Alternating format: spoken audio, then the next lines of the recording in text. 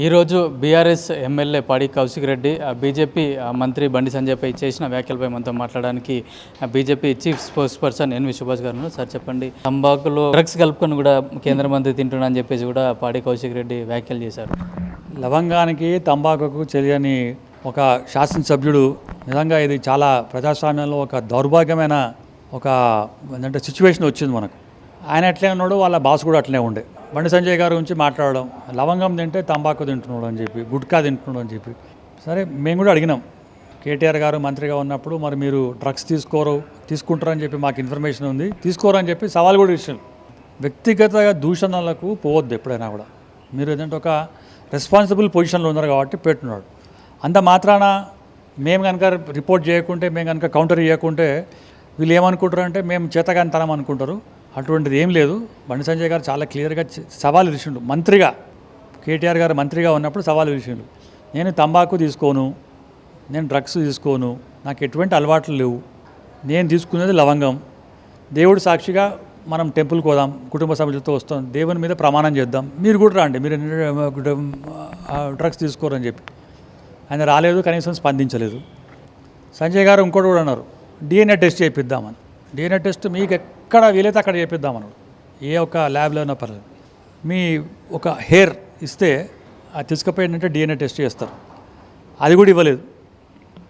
ఇవన్నీ ఓంగా ఇవాళ మళ్ళా కౌశిక్ రెడ్డి ఏమంటే ఏదో ల్యాండ్ విషయం మాట్లాడితే, సంజయ్ గారు మాట్లాడితే మీకు డ్రగ్స్ తీసుకుంటే వెంట్రుకలు పోయినాయి అని చెప్పి ఆ వ్యక్తిగత దూషణ లేనిది. నువ్వు ఒక రెస్పాన్సిబుల్ ఒక ఎమ్మెల్యేవు, ప్రజల సమస్య గురించి మాట్లాడండి. ఇప్పుడు కరీంనగర్ పార్లమెంట్ సభ్యుడు బండి సంజయ్ గారు, మంత్రి బండి సంజయ్ గారు, మీ యొక్క నియోజకవర్గానికి డెవలప్మెంటల్ యాక్టివిటీస్ కావాలంటే, డెవలప్మెంట్ ఇన్ఫ్రాస్ట్రక్చర్ కావాలంటే నువ్వు పోయి అడగాలి, కొట్లాడి తెచ్చుకోవాలి మీ నియోజకవర్గానికి. ఇవన్నీ ఎందుకంటే బండి సంజయ్ గారు మొత్తం రాష్ట్రంలో అనేకమైన నిధులు పట్టుకొచ్చిండు. హుజురాబాద్కి ఇంకెక్కువ పట్టుకొచ్చిండు, కరీంనగర్ పార్లమెంట్కి ఇంకా ఎక్కువ పట్టుకొచ్చిండు, లైవ్ డిస్కషన్ పెట్టిండు, తర్వాత పబ్లిక్ డొమైన్లో పెట్టిండు, ప్రెస్లో పెట్టిండు, ప్యాంప్లెట్స్ ఇచ్చిండు. ఇవన్నీ చదువుకుంటే కేసీఆర్ గారికి, కేటీఆర్ గారికి, మన ఈయనకు కౌశిక్ రెడ్డికి ఏంటంటే అబ్బా ఇంత డెవలప్ చేసిండా అని చెప్పి వాళ్ళకు కనీసం చదివే ఓపిక కూడా లేదు. ఇప్పుడు ఏం చేస్తారు, ఇప్పుడు పర్సనల్ అటాక్ చేస్తారు. మేము అటాక్ చేసినందుకు, మీరు అటాక్ చేసినందుకు there is lot of difference. మీరు DNA టెస్ట్ చేయండి, ప్రూవ్ చేయండి. సంజయ్ గారు చాలా క్లియర్గా చెప్పిండు, గుడికి వస్తాం మేము ఏమంటే అది చేస్తామన్నాడు. ఇక ఏంటంటే అంతకన్నా ఏం చెప్తాడు. కానీ వ్యక్తిగత దూషణలు చేస్తే మా కార్యకర్తలు ఊరుకోరు. ఎక్కడ కొట్టాలనో, ఎట్లా కొట్టాలనో, ఎవరు కొట్టాలనో మంచిగా ధనార్దన్ మంచి ఏంటంటే వరకు మంచి ఏంటంటే సరి అయిన జవాబు ఇస్తారు అన్నట్టు. కానీ భారతీయ జనతా పార్టీ మా లీడర్షిప్ కానీ మేము కానీ చాలా క్లియర్గా చెప్తాం, పర్సనల్గా లా అండ్ ఆర్డర్ సిచ్యువేషన్ తీసుకోవద్దు, కంట్రోల్లో ఉండాలి మనం. అది పక్కన పెట్టేసి వీళ్ళు ఏమి చేయరు కదా, మరి ఏం మాట్లాడితే చూసినారు కదా వాళ్ళు ఏమైందో, పారిపోయింది కదా, ఎట్లా దొరకకుండా పారిపోయాడు. నిజంగా కనుక నీకు దమ్ము ధైర్యం ఉంటే అక్కడ ఉండి నువ్వు ఏంటంటే కొట్లాడాల్సి ఉండే, ఎక్కడ అడ్రస్ లేకుండా పోయిండు అన్నట్టు. వాళ్ళు ఏమంటాడు, మీరేమో దాడులకు మేము వ్యతిరేకం అంటారు, కానీ అక్కడ మన క్యాంప్ హౌస్ పైన కూడా దాడులు చేసిన సంగతి కూడా వ్యతిరేకం అంటున్నాం.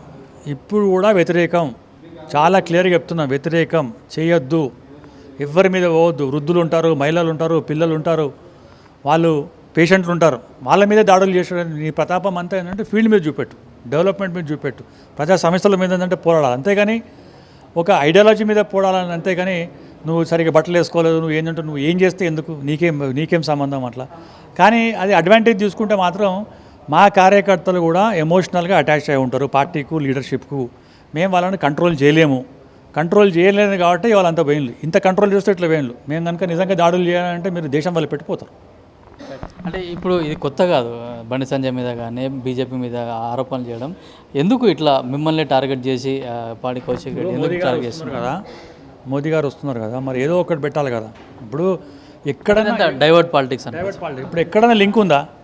బండి సంజయ్ గారు ఏంటంటే మన ఏంటంటే తంబాకు తింటారని చెప్పి ఇప్పుడు చెప్పాడు, అరే తింటలేరు సవాల్ విరుస్తుండు రండి అని చెప్తున్నారు కదా.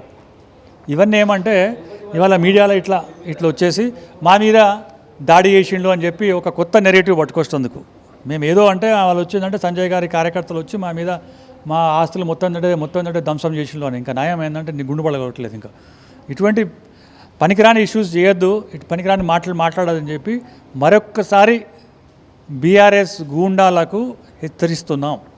దేవాదాయ శాఖ మంత్రిగా ఉన్న కొండా సురేఖ గారు నిన్న వ్యాఖ్యలు చేసింది. జై శ్రీరామ్ అంటే మీదికెళ్ళి పైసలు పడతాయా, పథకాలు వస్తాయా, ఎందుకు అనాలి అని కూడా వ్యాఖ్యలు చేసిన సందర్భం. ఇప్పుడు ఆమె ఒక దేవాదాయ శాఖ మంత్రి, బాధ్యత గల మంత్రి, మహిళ అని చెప్పి మేము ఏంటంటే చాలా గౌరవిస్తున్నాం, ఒక బీసీ మహిళ అని చెప్పి.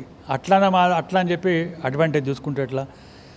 మీ ముఖ్యమంత్రి అంటే మన ముఖ్యమంత్రి, మీ ముఖ్యమంత్రి కాదు, మన ముఖ్యమంత్రి దేవాలయం ఏంటంటే అక్కడ పోయి ఏంటంటే రాముని ఆలయం భద్రాద్రిలో అనేకమైన నిధులు ఇచ్చిండు.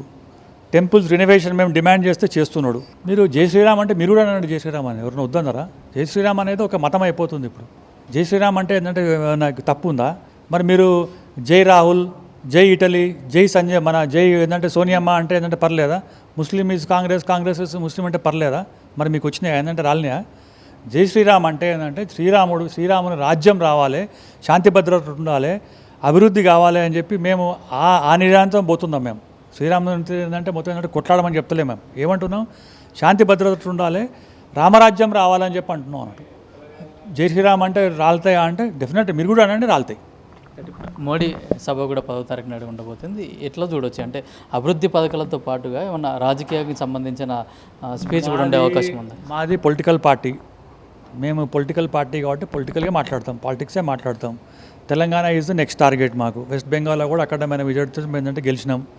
తెలంగాణ రాష్ట్రంలో కూడా మేము అభివృద్ధి చేయాలని చెప్పి అంటున్నాం. తెలంగాణ రాష్ట్రంలో కూడా భారతీయ జనతా పార్టీ అధికారంలో రావాలంటున్నాం. సో డెఫినెట్లీ మోదీ గారు వచ్చే ఈ యొక్క బహిరంగ సభలో పాలిటిక్సే మాట్లాడతాడు, పాలిటిక్సే మాట్లాడాలి. అదే మాకు ఊపిరి, అదే మాకు మోటివేషన్.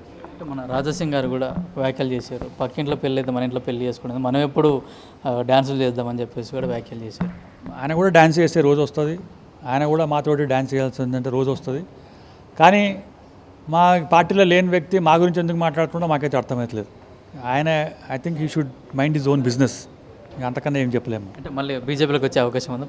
మాతోటి అందరూ డ్యాన్స్ చేస్తారు, ఆ రోజులు కూడా దగ్గర ఉన్నాయి. మరి రాజసింగ్ వస్తారా ఇంకెవరు వస్తారో మాకు తెలియదు, కానీ ప్రతి ఒక్కరు డ్యాన్స్ చేస్తారు. ఇదే జిల్లాలో కూడా రాజసింగ్ లాంటి వాళ్ళు ఇంకా వేరే వాళ్ళు కూడా భారతీయ జనతా పార్టీ అధికారంలో వచ్చిందని చెప్పి లోపల సంతోషపడతారు, లోపల కూర్చొని స్వీట్లు కూడా తింటారు. అట్లీస్ట్ భారతీయ జనతా పార్టీ వాళ్ళ తెలంగాణలో వచ్చిందంటే డెవలప్మెంట్ అవుతుంది. ఏంటంటే ఏంటంటే ఇంకో పార్టీలు, 2 పార్టీలు అవి ఏం చేయలేదు.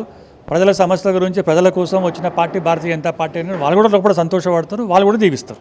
అదే ప్రజాస్వామ్యంలో సద్విమర్శ ఉండాలి తప్పించి వ్యక్తిగత ఆరోపణలు అయితే చేయకూడదని చెప్తున్నారు. అట్లాగే రానున్న కాలంలో కూడా బీజేపీ తప్పకుండా తెలంగాణలో అధికారంలోకి వస్తుంది. మోడీ అభివృద్ధి పథకాలతో పాటుగా ఒక రాజకీయంగా కూడా స్పీచ్ ఇచ్చే అవకాశం ఉందని చెప్తున్నారు. ఇదే అంటే మొన్న జరిగిన 3 రాష్ట్రాల ఎన్నికల్లో 5 రాష్ట్రాల ఎన్నికల్లో 3 రాష్ట్రాలు బీజేపీ కైవసం చేసుకోవడం, మొట్టమొదటిసారిగా ఇప్పుడు ఎలక్షన్లు అయిపోయిన తర్వాత అక్కడ పశ్చిమ బెంగాల్లో సీఎం ప్రమాణ స్వీకారం అయిపోయిన తర్వాత కూడా హైదరాబాద్కి రావడం ఒక కొత్త జోష్ అయితే బీజేపీలో కూడా మొదలైంది. మొత్తానికి పార్టీ కౌశిక్ రెడ్డి ఇష్యూ మాత్రం బీజేపీ పార్టీ ఇక్కడ నుంచి కూడా చాలా సీరియస్గా తీసుకుంటుంది. మరోసారి ఇట్లాంటి వ్యాఖ్యలు చేస్తే మాత్రం ఊరుకునే ప్రసక్తే లేదని చెప్పేసి కూడా బీజేపీ నేతలు హెచ్చరిస్తున్నారు. కెమెరామెన్ మధుతో కిరణ్ కుమార్, పల్లవి టీవీ, బీజేపీ ఆఫీస్, హైదరాబాద్.